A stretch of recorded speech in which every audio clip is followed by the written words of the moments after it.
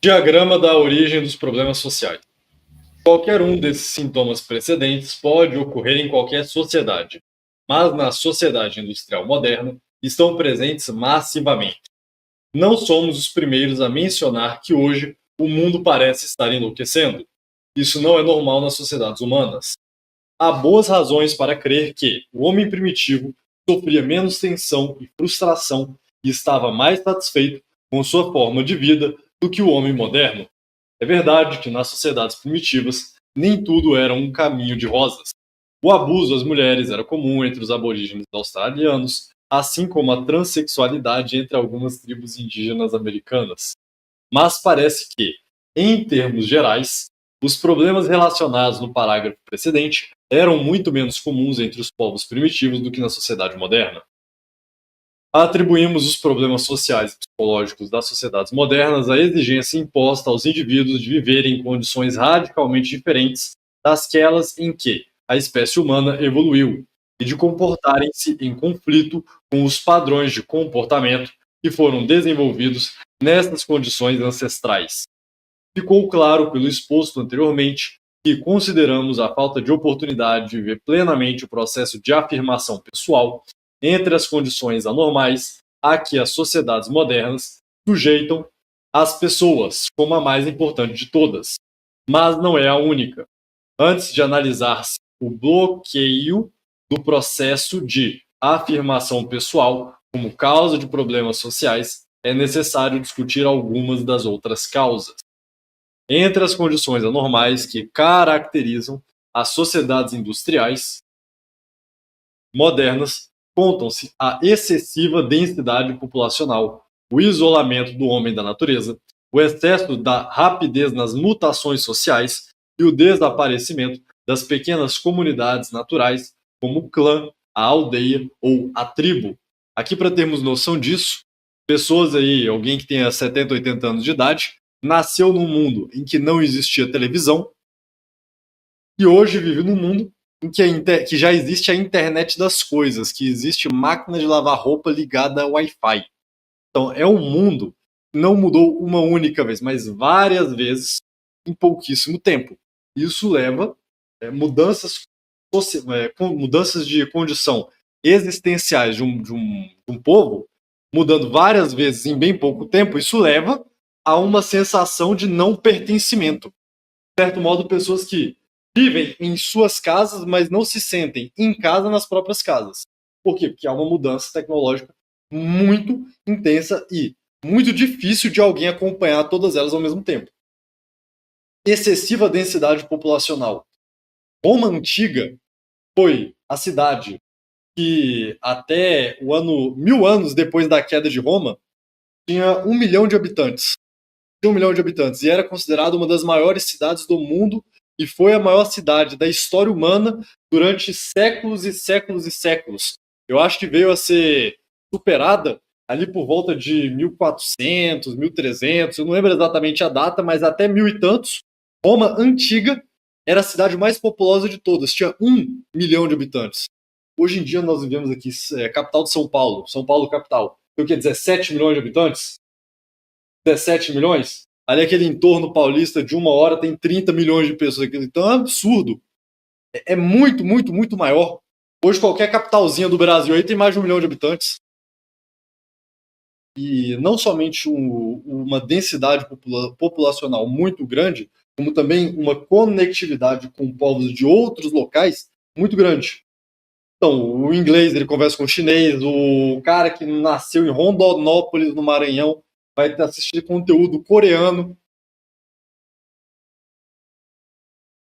Como é que você pode manter as tradições de uma sociedade, de uma civilização, diante de tanta conectividade com tanta gente de tantos lugares do mundo? É impossível. É de fato impossível mesmo. E aí ele diz que devido a isso e outras razões, o ser humano nos dias de hoje vive em maior tensão. Então vejamos aqui o quão aparentemente contraditória a coisa é. Nunca foi tão fácil manter-se vivo, mas ao mesmo tempo nunca houve tanta depressão.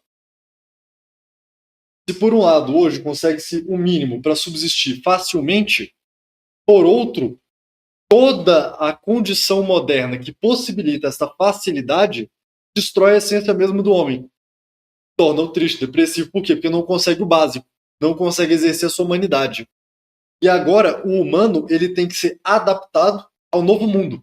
Então aqui a gente já consegue ver nessa terceira parte uma conexão com os primeiros capítulos da sobressocialização, ou seja, do adestramento do homem a uma ordem não natural, mas a uma ordem artificial, que inicialmente foi criada para o proveito do homem, mas que agora superou de tal modo o homem que o homem tem que ser adequado à nova realidade social e não mais o contrário. Como falamos na nossa conferência, não é mais a técnica que serve ao homem, mas agora é o homem que tem que se moldar à técnica. É o homem que se ajoelha ao desenvolvimento tecnológico industrial.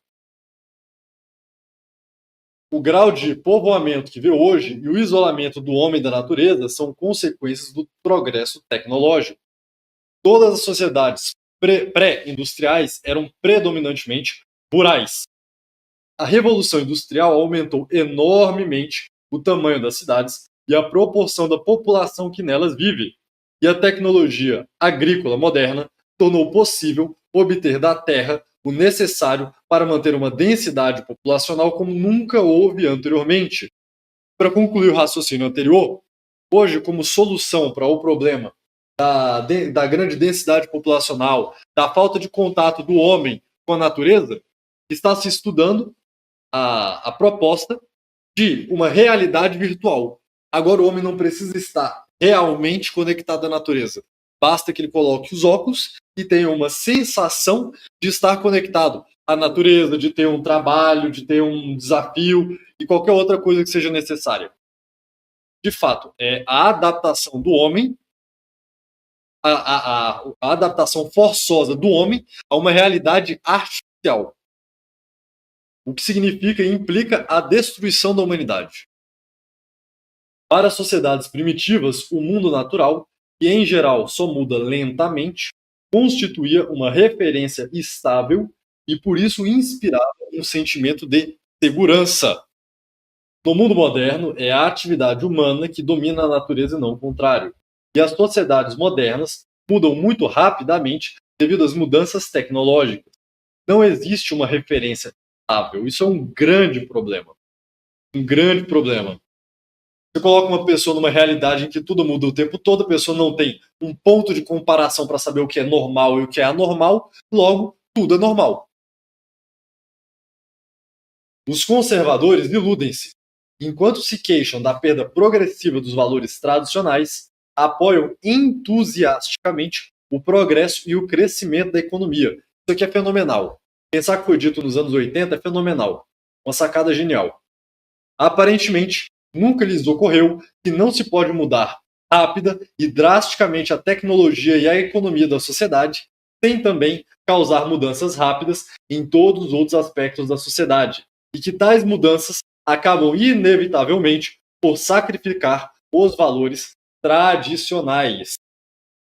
A perda dos valores tradicionais implica, de certa maneira, a quebra dos elos que unem os pequenos agrupamentos tradicionais. A desintegração destes grupos também é promovida pelo fato de as pessoas, nas condições modernas, terem frequentemente de mudar-se, por exigência ou tentação, para outras terras, separando-se das suas comunidades.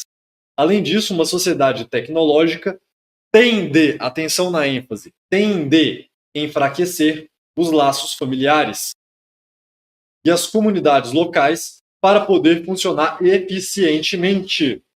Nas sociedades modernas, a lealdade de cada indivíduo tem de ser primeiro ao sistema e só secundariamente à pequena comunidade. Porque se as lealdades internas das pequenas comunidades fossem mais fortes do que a lealdade ao sistema, essas comunidades atuariam para se favorecerem à custa do sistema. Então, na sociedade industrial moderna, tecnológica, globalizada, o homem ele precisa ser um cidadão global. Um cidadão global é um cidadão do mundo. Não tem a sua tradição própria. Eu sugiro vocês fazerem uma experiência. Pesquisem no YouTube vídeos do estilo walkthrough. Não sei se quem está aqui agora de plateia já assistiu. Walkthrough são pessoas que gravam andando e caminhando nas grandes cidades do mundo, nas grandes e pequenas cidades do mundo. Mas é interessante se vocês pesquisarem. Walkthrough Londres, Pequim, Berlim, Moscou, é a mesma coisa.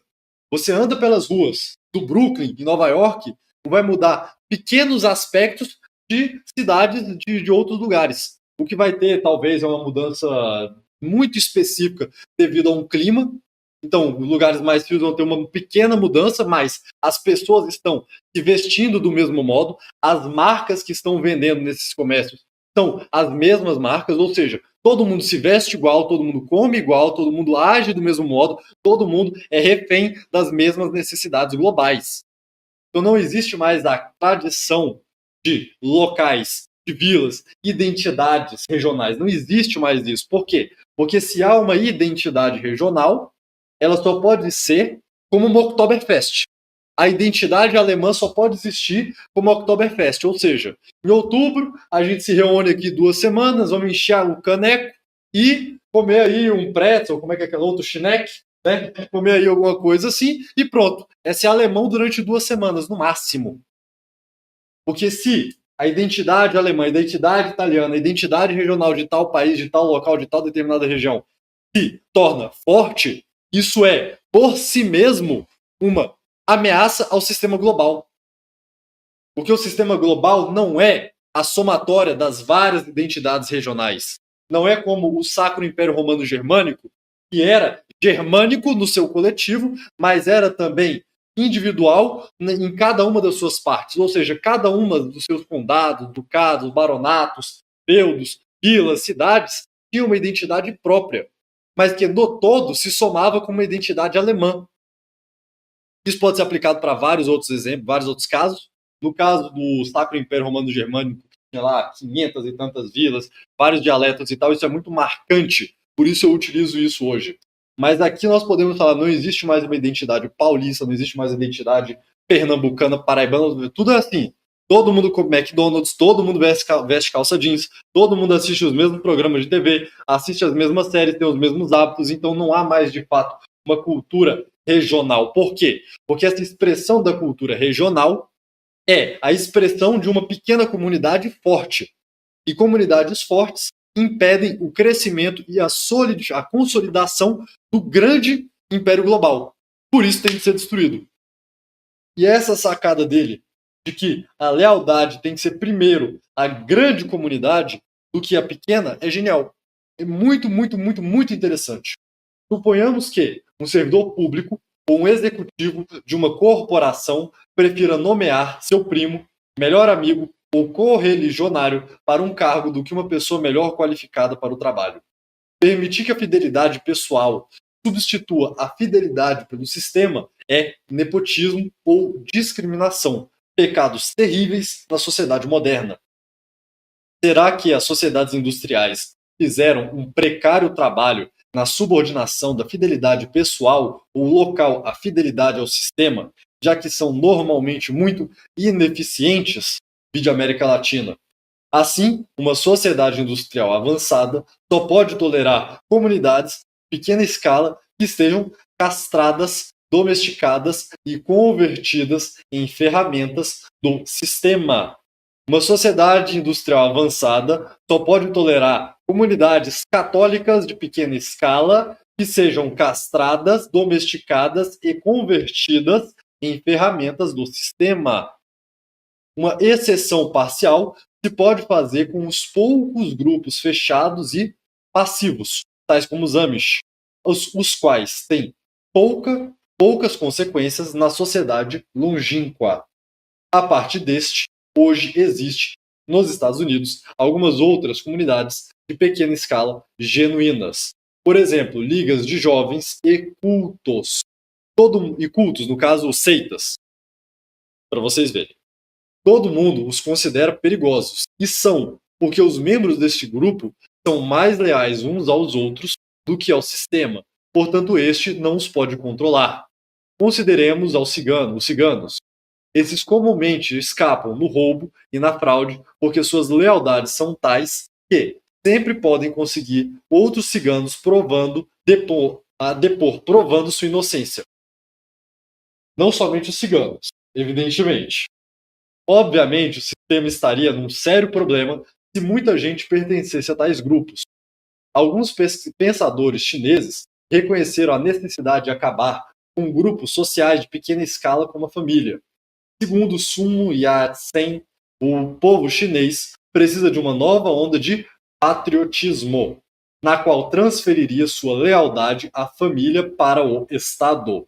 Segundo Liu Wang, os apegos tradicionais, particularmente à família, tinham que ser abandonados para que o nacionalismo pudesse se desenvolver na China. O pensamento político chinês no século XX, taratata. As aglomerações, mudança rápida e a decomposição das comunidades foram amplamente reconhecidas como origens dos problemas sociais.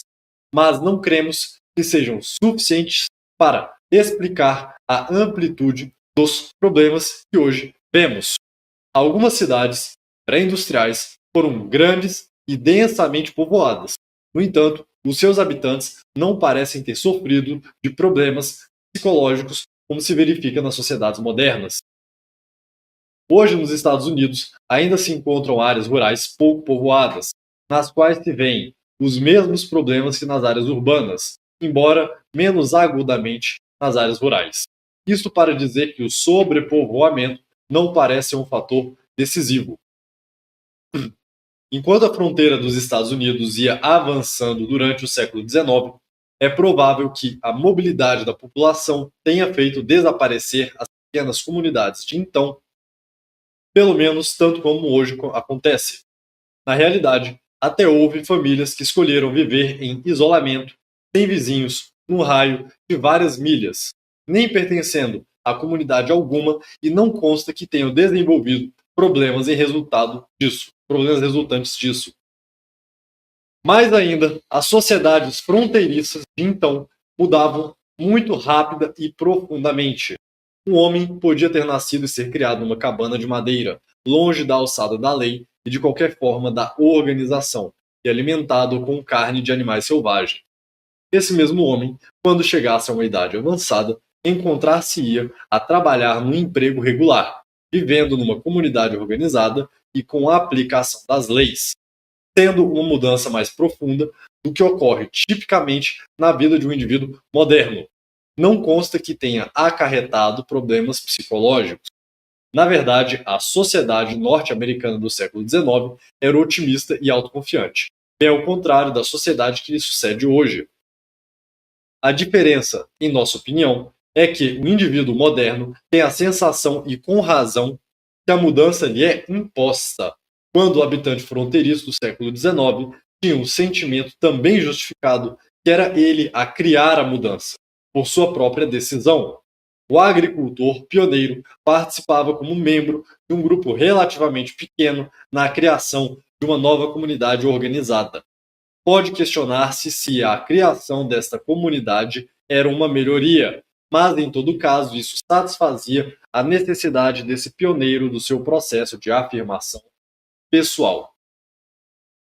Mantemos que a mais importante causa dos problemas sociais e psicológicos nas sociedades modernas reside no fato das pessoas não terem oportunidades suficientes para experimentarem o processo de afirmação pessoal de maneira normal.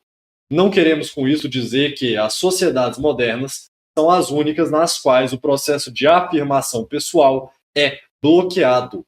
Provavelmente, a maior parte, se não todas as sociedades civilizadas, interferem com o processo de afirmação pessoal em maior ou menor grau.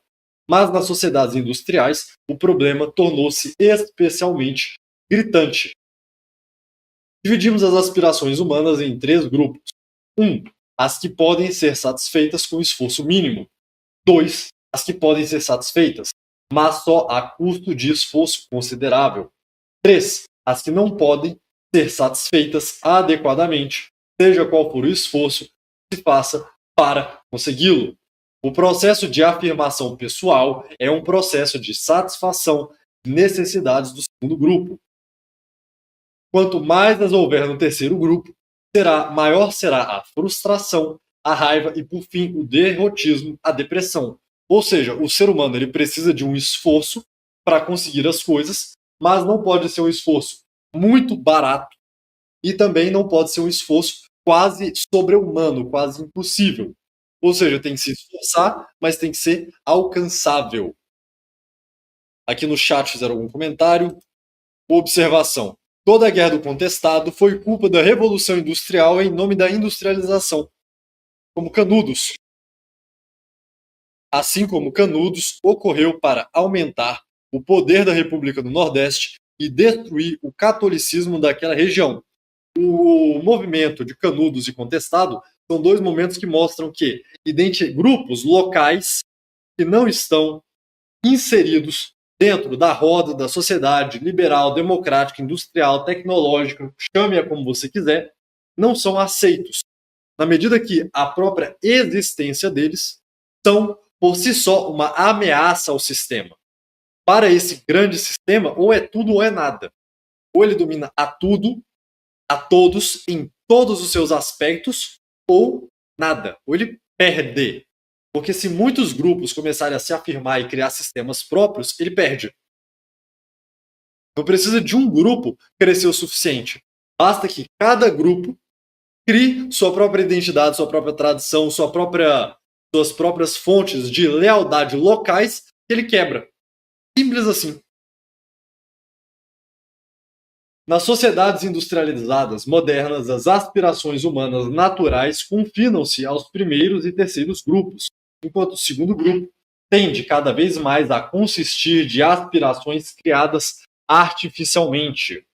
Nas sociedades primitivas, as necessidades físicas recaem, em geral, no grupo 2. Podem ser obtidas, mas só com esforço considerável. Mas nas sociedades modernas tendem a garantir as necessidades físicas de todos, à custa do esforço mínimo, ou seja, as necessidades físicas são relegadas para o grupo 1.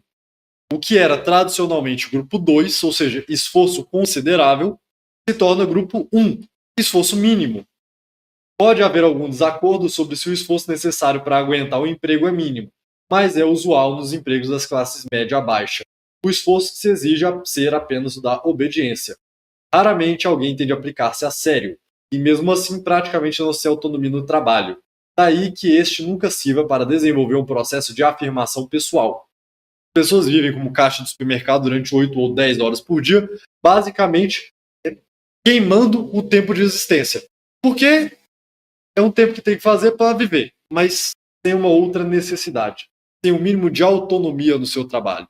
Entendam que é o seguinte, a pessoa que trabalha para sua subsistência, ela pode ter que trabalhar 8, 10 horas por dia num cenário hipotético, mas ela tem autonomia para plantar hoje feijão, plantar amanhã mandioca, plantar milho junto da mandioca, milho junto do feijão, não plantar milho, plantar ervilha. Ela pode escolher o que ela vai fazer. Muito PF aí. Agora, o trabalho moderno, a pessoa não tem essa escolha. Se é uma secretária de um médico, é o dia todo atendendo ligação, fazendo aquilo lá de modo repetitivo durante anos e anos de sua vida. Sem autonomia nenhuma. Sem o mínimo de sua humanidade. São frequentes as necessidades sociais, como o sexo, o amor, o status, ficarem no grupo 2 em sociedades modernas, dependendo da situação do indivíduo. Mas à exceção dos indivíduos que têm particularmente forte aspiração ao status, o esforço requerido para satisfazer as aspirações sociais é insuficiente para satisfazer a necessidade do processo de afirmação pessoal. Assim, criaram-se certas necessidades artificiais que encaixam no grupo 2, que, assim, servem para a necessidade do processo de afirmação pessoal. Desenvolveram-se técnicas de publicidade e marketing que fazem muitas pessoas sentir que necessitam de coisas que os seus avós nunca desejaram ou com as quais nem sonharam sequer, sendo preciso considerável esforço para ganhar o dinheiro suficiente para satisfazer essas necessidades artificiais. Elas são do grupo 2. Em larga medida, o homem moderno tende a satisfazer a sua necessidade do processo de afirmação pessoal pela busca de necessidades artificiais criadas pelas indústrias de publicidade e marketing e por atividades de substituição. Parece, para muita gente, talvez a maioria, estas formas artificiais do processo de afirmação pessoal não chegam. Um tema recorrente nos escritos dos observadores sociais da segunda metade do século XX é a sensação de falta de objetivos que sofre muita gente nas sociedades modernas. Sugerimos que aquilo que se chama crise de identidade é, na verdade, uma busca de um rumo frequentemente traduzida na dedicação a uma atividade de substituição. Pode ser que o existencialismo seja, em grande parte, uma reação à falta de objetivos da vida moderna. Prevalece muito nas sociedades modernas a busca de realização, mas pensamos que para a maioria das pessoas, uma atividade cujo objetivo principal é a realização, isto é, uma atividade de substituição, acaba por não trazer realização completamente satisfatória. Então, a pessoa sabe que jogar videogame para se sentir realizado, de modo inconsciente, não vai realizar-se e não vai suprir o desejo psicológico de realização, porque é artificial e não é natural. Não adianta fugir daquilo que Deus criou, desejou e idealizou para ela. Não adianta tentar substituir uma necessidade real por uma necessidade artificial. O que pensar do pensamento liberal burguês industrial que o sofrimento de muitos no processo de modernização acabará gerando um bem maior no final? Então, isso aí é um pensamento claramente comunista de que basta você fazer o mal hoje e amanhã, tendo em vista um bem futuro, que um dia vai chegar esse bem e aí viveremos no paraíso terrestre. Isso é falso, isso é uma mentira. Não é assim que as coisas funcionam. E não é quebrando a natureza humana, quebrando a realidade, as leis de Deus, que no fim nós teremos um mundo melhor do que o que Deus realizou. É uma coisa ilógica, contrária a todo senso de razão. Prevalece muito nas sociedades modernas a busca de realização, mas pensamos que, para a maioria das pessoas, uma atividade cujo objetivo principal é a realização, uma atividade de substituição, acaba por não trazer realização completamente satisfatória. Por outras palavras, não satisfaz completamente a necessidade do processo de afirmação pessoal. Essa necessidade pode ser satisfeita apenas através de algumas atividades que tenham algum objetivo exterior, como, por exemplo, as necessidades físicas, amor, status, vingança, sexo, etc. Além disso, onde para atingir metas passe por ganhar dinheiro, subir na escala do status ou funcionando como parte do sistema de alguma outra maneira, a maior parte das pessoas não estão em condições de dedicar-se a atingi-las autonomamente. A maior parte dos trabalhadores é empregada de outrem, pois tem de passar os seus dias fazendo aquilo que lhes dizem para fazerem e da maneira que lhes é dito para fazerem. Até a maior parte das pessoas que trabalham em negócio por conta própria tem uma autonomia limitada. Uma queixa crônica dos pequenos negociantes e empresários é que sentem as mãos atadas com a excessiva regulamentação governamental. Alguns desses regulamentos são, sem dúvidas, desnecessários, mas, na maior parte, são essenciais e inevitáveis das sociedades extremamente complexas em que vivemos. Então, isso aqui é uma coisa que não seria necessário todo tipo de regulamentação, mas numa sociedade complexa, em que há uma grande dependência de cada uma das partes a cada outra das partes, é necessário que haja uma regulamentação maior. Porque se cada um fizesse do jeito que bem entendesse, não existiria a possibilidade de uma sociedade tão coesa e complexa. Exemplo de como isso funciona é na China. Na China tudo é altamente regulado, altamente, o governo manda em tudo, mas funciona que é um negócio assim. Claro, é o império do anticristo. Não estou dizendo aqui que é um exemplo de civilização que eu gostaria de morar lá. Mas, né, as coisas lá funcionam do jeito que tem que funcionar. Não quer dizer que é o melhor para a plebe. Mas para o sistema, funciona e funciona brutalmente. O crescimento econômico e desenvolvimento industrial tecnológico da China nos últimos 30 anos é uma coisa assustadora. Era um país agrário, semi-rural, sem nada de indústria há 30 anos atrás e hoje é a maior indústria do mundo. Funcionar, funciona. né? Não é passar pano para o governo chinês, mas também outro caso de, como eu diria, governos da década de 40 que pegaram seus países falidos e que com alto grau de regulamentação e de incentivo, de direcionamento da sua economia, fez a coisa andar 50 anos em 10 anos, isso é um fato. Não estou dizendo que é bom, estou dizendo que nessa perspectiva social, tecnológico, industrial, moderna, burocrático, liberal, estatal, com todos os adjetivos que tem direito, funciona, tá? Então, é uma necessidade. Uma necessidade. Infelizmente. Infelizmente. Aqui o nosso amigo João Pedro falando. Autônomo hoje em dia nada mais é que um servo de aluguel. Trabalha para desconhecidos e inimigos. Gente que não gosta dele, eu acrescento. Gente que não se importa com ele por algum tempo, simplesmente por dinheiro. Você paga e aluga uma pessoa por algumas horas. Então, isso é um servo de aluguel. Né? É um consórcio de servos, basicamente. É como, não sei se vocês já viram, quem compra apartamento em praia por cota. O cara tem direito a 2 dias por ano de usar aquele apartamento em determinadas datas, patati patatá. Então, o servo de aluguel é isso, ele tem direito a usar, quem contrata tem direito a usar o eletricista por 1, 2 horas por mês a cada tanto. Então, escravo de aluguel, não é outra coisa. E chamam isso de liberdade, vejam só. A diferença entre o autônomo, prestador de serviços autônomo, e o escravo de hoje em dia é que o autônomo trabalha para muito mais patrões e não tem todos os direitos ao cuidado que o escravo do passado tinha. E ele tem, entre aspas, uma certa liberdade. E liberdade para ser escravo de ainda mais pessoas. Uau! Uau! Alguns desses regulamentos são necessários. 66. Hoje em dia, as pessoas vivem mais em função do que o sistema faz para elas do que o sistema lhes faz, do que em função do que fazem por si próprias. E o que fazem por si próprias é cada vez mais condicionado às vias estabelecidas pelo sistema. Ou seja, você pode fazer pensando em si mesmo aquilo que o sistema deixa, o que o sistema não deixa, você não pode fazer. Daqui a pouco tempo, criar galinha vai ser uma atividade regulamentada. Galinha vai ter CPF e você não pode criar galinha porque gosta, porque não quer comprar ovo do mercado. Por quê? Não comprar ovo do mercado é não ser dependente do sistema.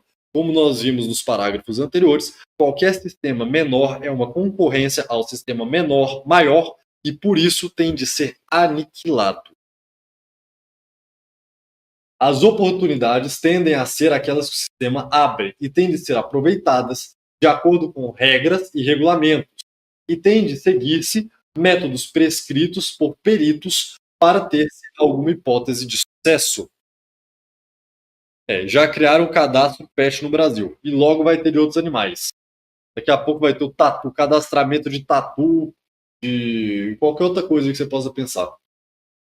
Portanto, o processo de afirmação pessoal é impedido na nossa sociedade por uma falta de reais objetivos, como uma falta de autonomia na dedicação aos objetivos, mas também o é por causa das aspirações humanas, que pertencem ao grupo 3, aquelas que não se podem satisfazer adequadamente, independentemente dos esforços que se façam nesse sentido. Uma delas refere-se à necessidade de segurança. As nossas vidas dependem de decisões feitas por outras pessoas. Não podemos controlar essas decisões e, geralmente, nem sequer conhecemos as pessoas que as tomam. E eu acrescentaria que nem sequer somos conhecidos das pessoas que tomam essas decisões. As nossas vidas dependem da manutenção dos padrões de segurança de uma central nuclear. De quanto pesticida chega à nossa alimentação, ou quanta poluição ao ar que respiramos, ou da competência do nosso médico. Se perdemos um emprego ou o conseguimos, pode depender de decisões feitas por economistas a trabalharem para o governo ou por gestores de empresas. E por aí fora. A maior parte dos indivíduos consegue proteger-se destas ameaças só muito limitadamente. A procura de segurança pelo indivíduo é por isso frustrada, do que resulta uma sensação de impotência. Isso aqui é uma observação muito interessante de se refletir. Imagine, por exemplo, uma pessoa que trabalha, sei lá, nas lojas americanas, que é uma rede nacional do varejo, dependendo bastante do quê? Da regulamentação trabalhista, do grau de importação, de exportação, das tarifas aduaneiras de país A, país B, etc, etc, etc. Digamos que amanhã surge aí uma nova escola de economistas que decide que, para haver um melhor desenvolvimento da indústria brasileira, tem que, sei lá, fechar o comércio estrangeiro, e aí, digamos que a loja da Americanas dependa da importação de certos produtos, logo, há uma diminuição na importação, que é um aumento no custo, há uma demissão em massa, então o caixa, o estoquista das lojas americanas, perde o emprego porque, bem, alguém em algum lugar tomou a decisão que ele não tem controle e ele está desempregado agora com o risco de passar fome. Então, uma pessoa dessas não tem autonomia, não tem controle sobre o que ela vai comer, sobre o que ela vai fazer, sobre qual é o futuro dela. Você cria uma geração de pessoas fracas e dependentes do sistema. Porque a agricultura da subsistência, a pessoa da pequena produção familiar, ela depende do seu próprio trabalho. Claro, ela depende que a natureza continue fazendo o seu trabalho. Se nada de extraordinário acontecer, a planta vai crescer, a galinha vai botar ovos, a comida vai se dar por si própria, ele vai trabalhar na terra e aí. O principal risco dele é ele não trabalhar na terra adequadamente. Pode ser que chova, pode ser que não chova, coisas assim acontecem. Mas é um risco muito menor comparado a de alguém que trabalha numa multinacional. Uma multinacional, por exemplo, os funcionários da Ford. A Ford, sem entrar no mérito da razão, entendeu que para sua estratégia global não valia a pena ter uma indústria no Brasil. Saiu e demitiu todo mundo. Às vezes, não é que foi o caso, mas às vezes não foi o Brasil que piorou.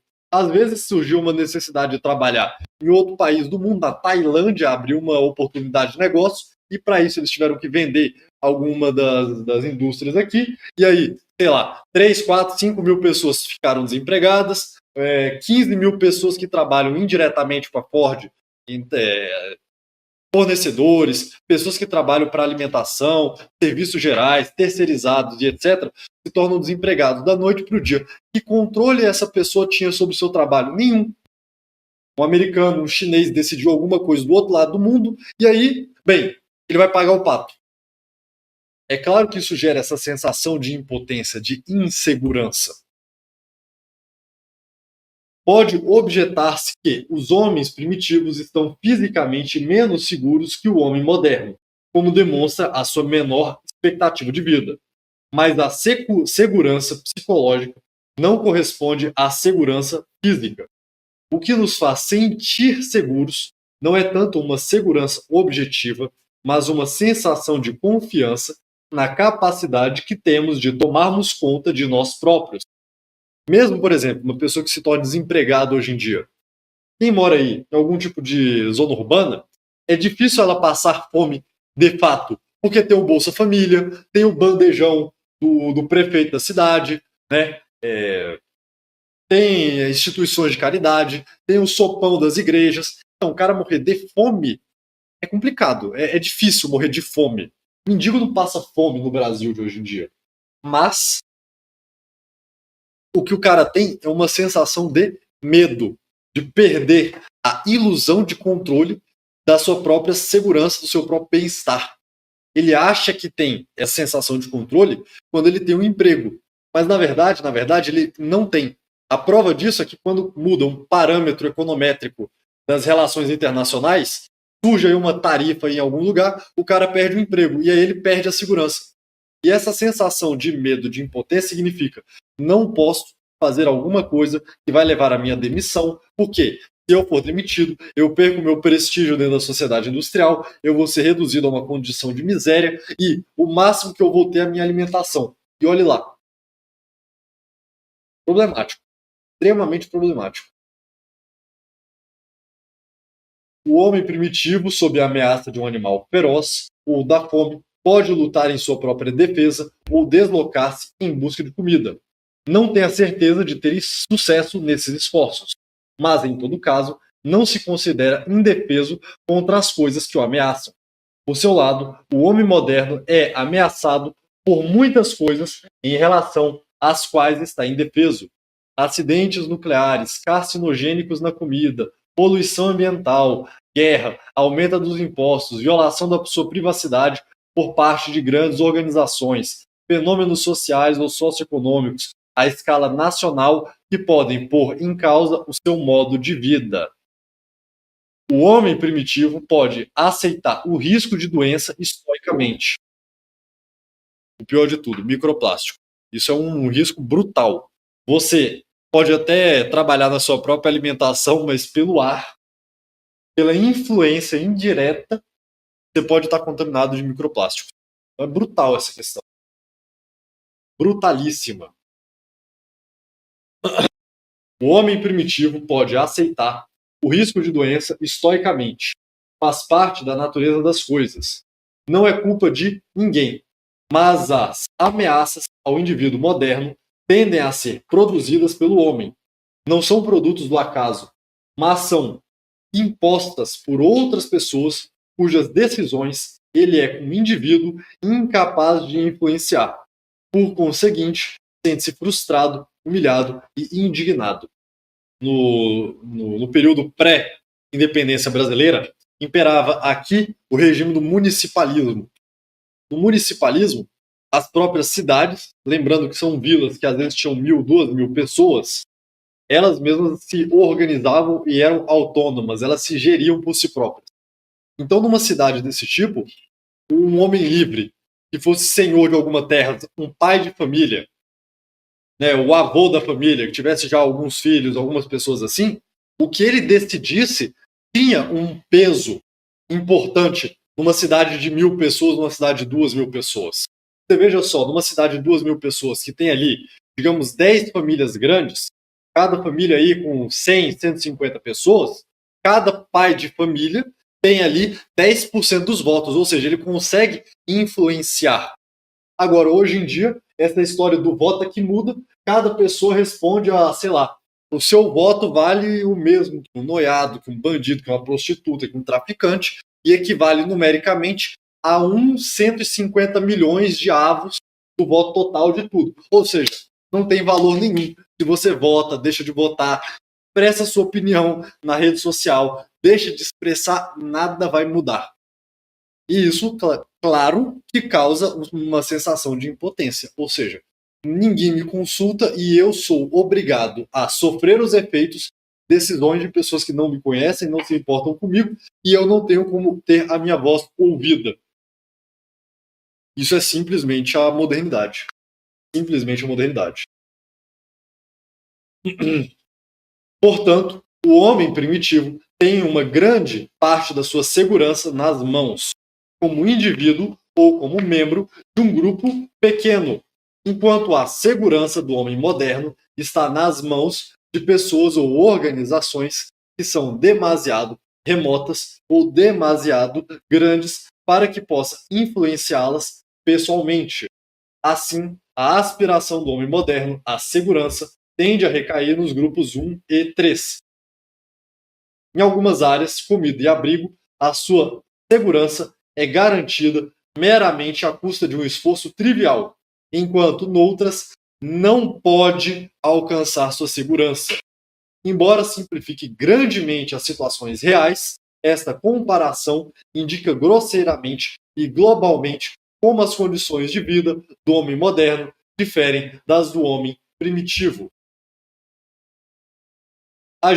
Nós temos muitos impulsos transitórios que são necessariamente frustrados na vida moderna, assim que correspondem ao grupo 3.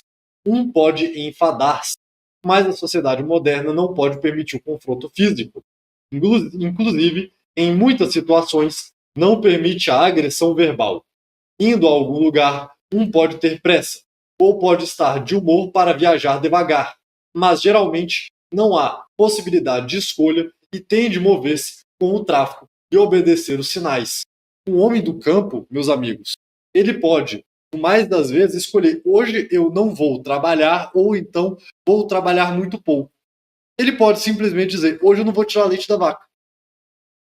Vou só levar água para os bichos, trabalhar ali de manhã uma horinha e vou ficar de boa o resto do dia.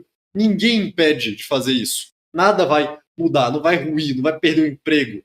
Né? Nossa, não tirou o leite da vaca hoje. Não, sei lá, não regou as plantas um dia. Dificilmente isso vai levar à fome. Tá entendendo? Ele tem a opção de não trabalhar, de não fazer alguma coisa. Agora, nos dias de hoje, se você passa um dia sem fazer alguma coisa, as consequências vêm grandemente. Grandemente. A vaca não vai dar advertência, exigir atestado ou cortar o banco de horas do dono. Exatamente. Exatamente. E mais uma prova de que o autônomo é um servo de aluguel, que se o autônomo disser resolver que não vai mais trabalhar para os outros, ele morre de fome.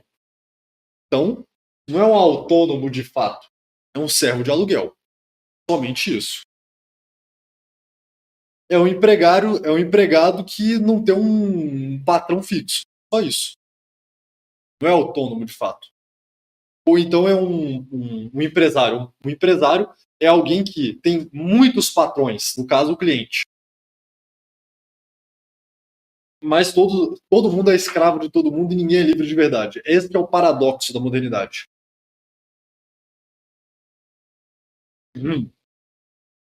De muitas outras maneiras, também, o homem moderno está subordinado à rede de regras e regulações, explícitas ou implícitas, que frustram muitos destes impulsos e, dessa maneira, interferem no processo de afirmação pessoal. Aqui uma regra implícita.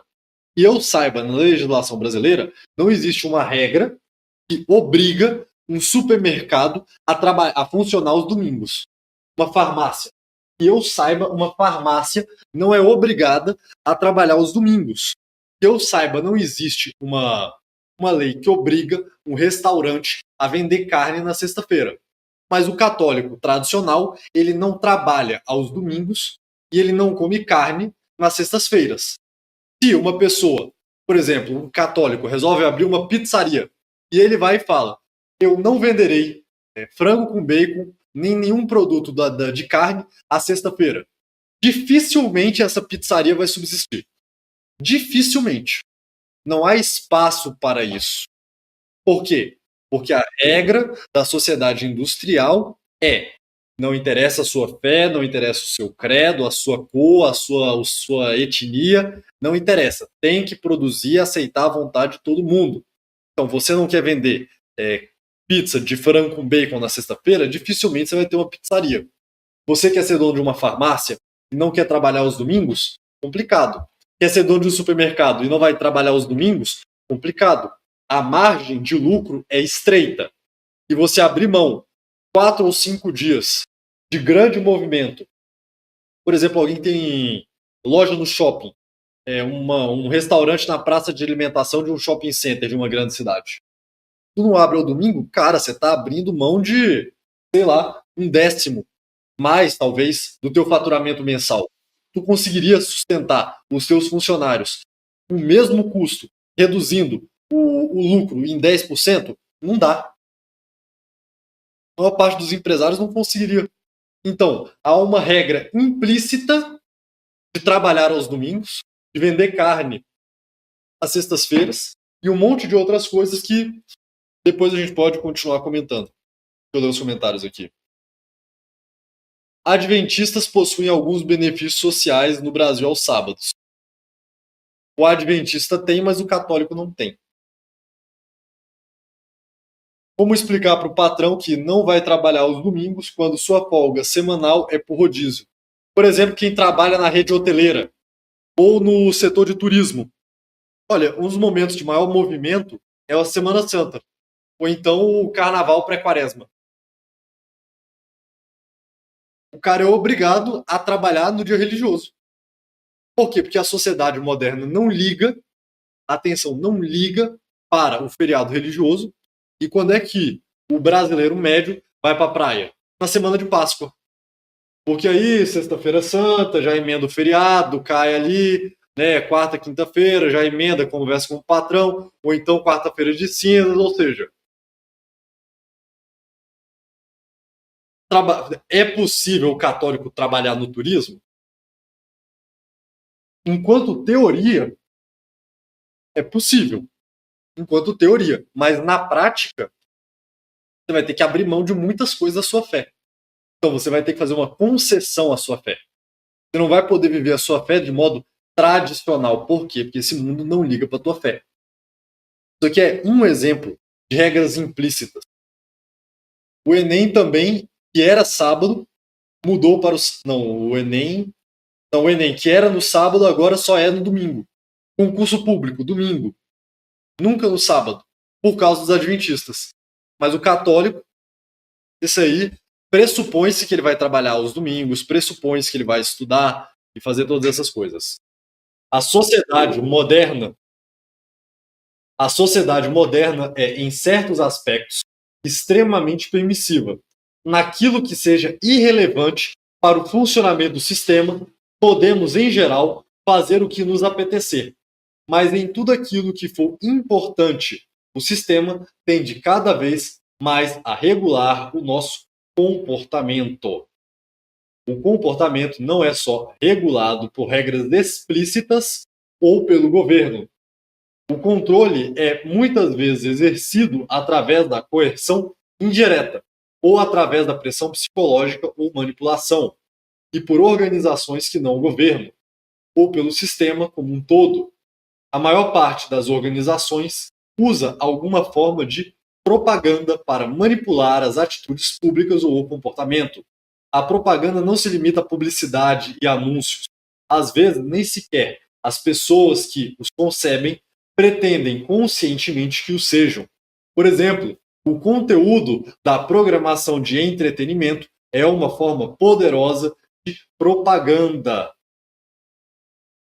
Então, como o espaço para propaganda é limitado, aquelas pessoas que têm mais dinheiro podem escolher o que vai ser a propaganda, você não tem controle sobre o que vai ser propagandeado e vai sofrer as consequências sociais de uma propaganda.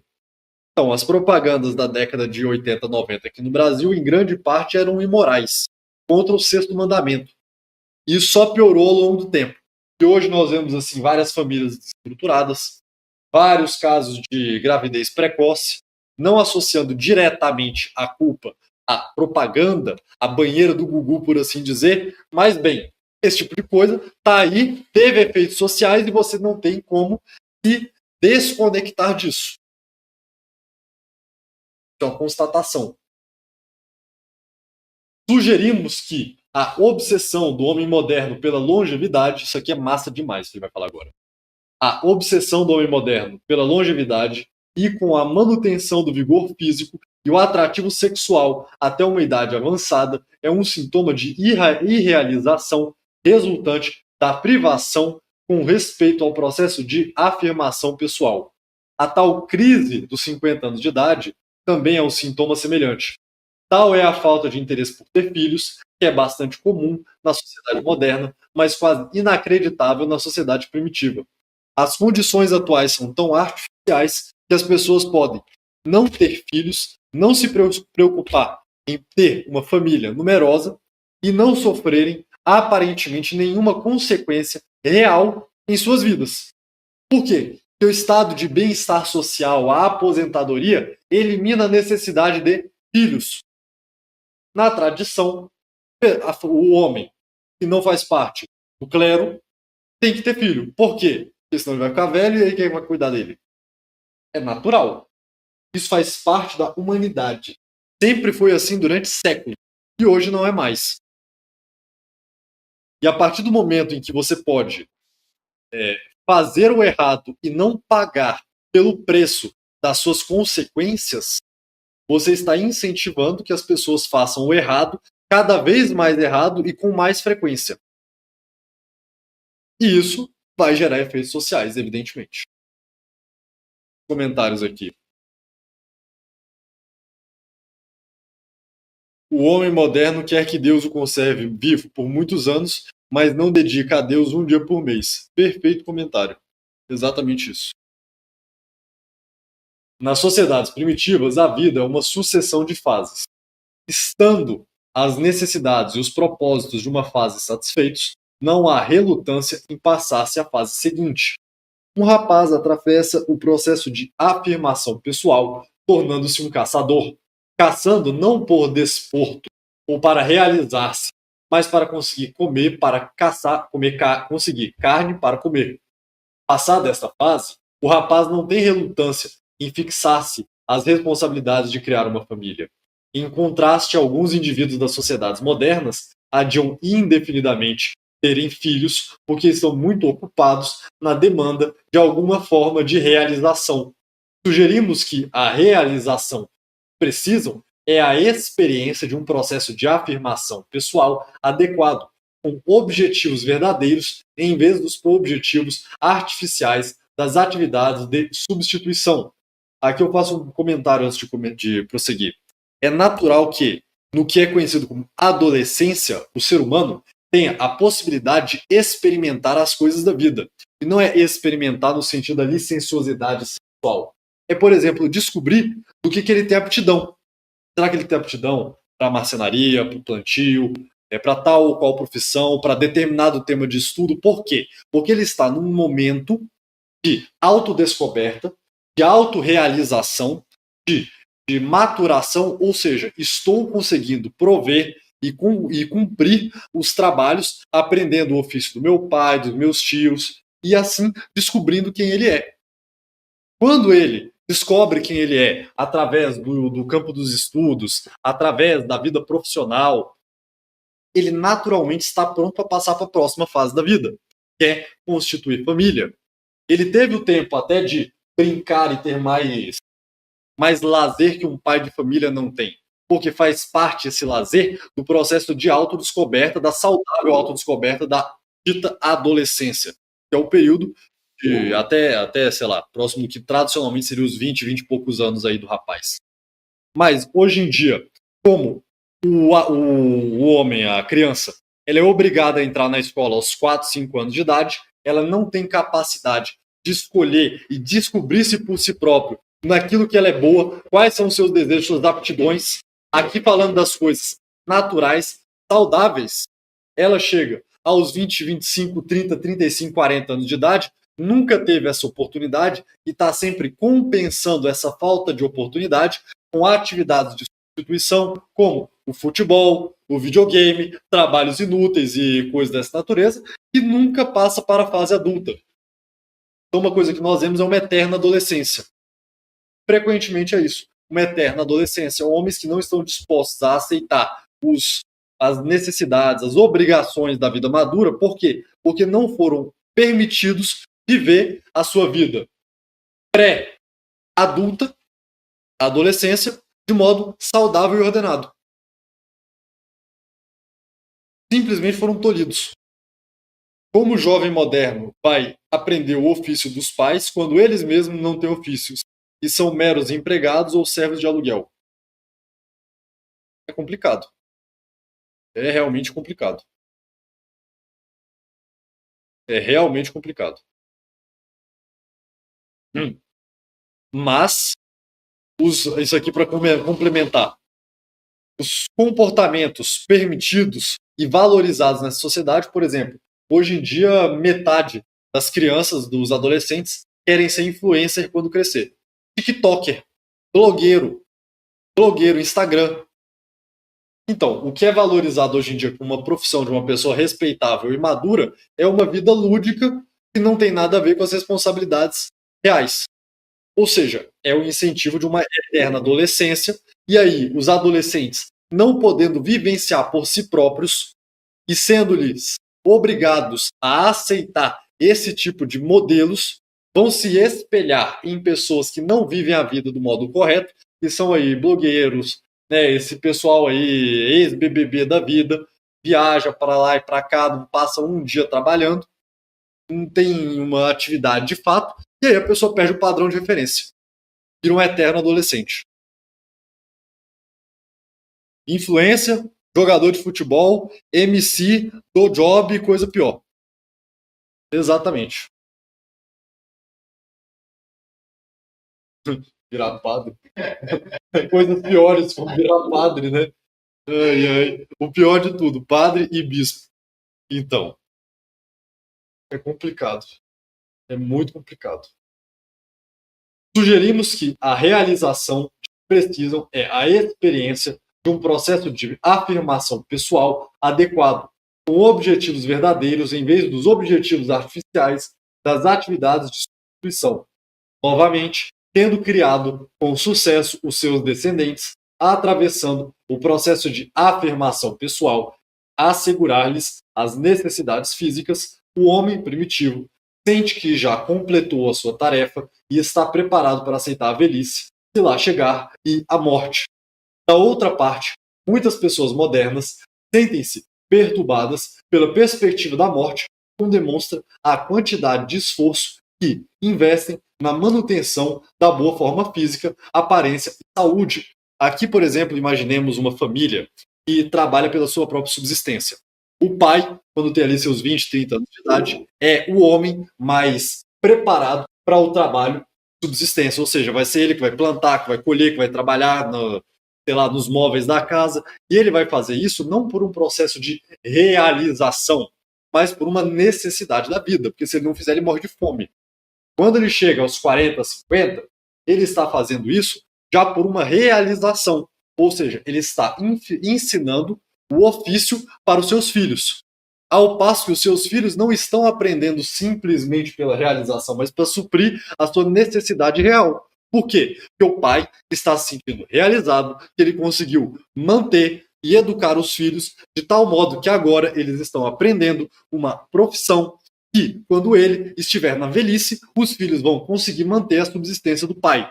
E quando o pai chega na velhice, ele vai permitir que o filho trabalhe no campo no lugar dele e que ele não trabalhe. Por quê? Porque eles não trabalhavam no campo simplesmente para ter um papel social dentro de uma sociedade. Ele trabalhava para comer.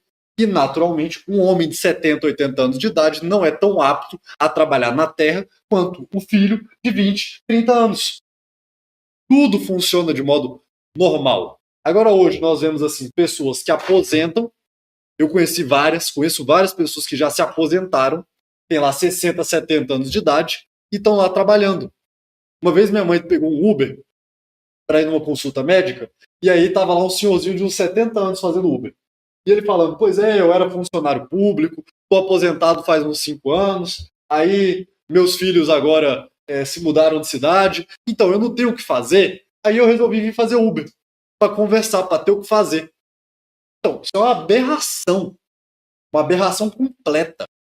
Como assim você está trabalhando simplesmente para ocupar a cabeça e não está passando o seu conhecimento para sociedades futuras, para gerações mais para frente? Como assim você chegou aos auges dos seus 70, 80 anos e não está compartilhando, não necessariamente por livros, mas por meio da tradição oral para os seus filhos e netos, a sua experiência de vida? Está aí parasitando, trabalhando do mesmo jeito que uma pessoa de 20 anos de idade. Isso mostra que o trabalho não é mais um trabalho visando o bem do homem social, mas é para cumprir uma função meramente mecânica dentro de uma sociedade industrial. Eu tenho ciência que quem está nos assistindo e chegou até aqui são pessoas diferenciadas, porque é muito difícil para uma pessoa mediana continuar durante 1, 2 horas escutando um problema tão óbvio, mas tão difícil de compreender e continuar assistindo até aqui.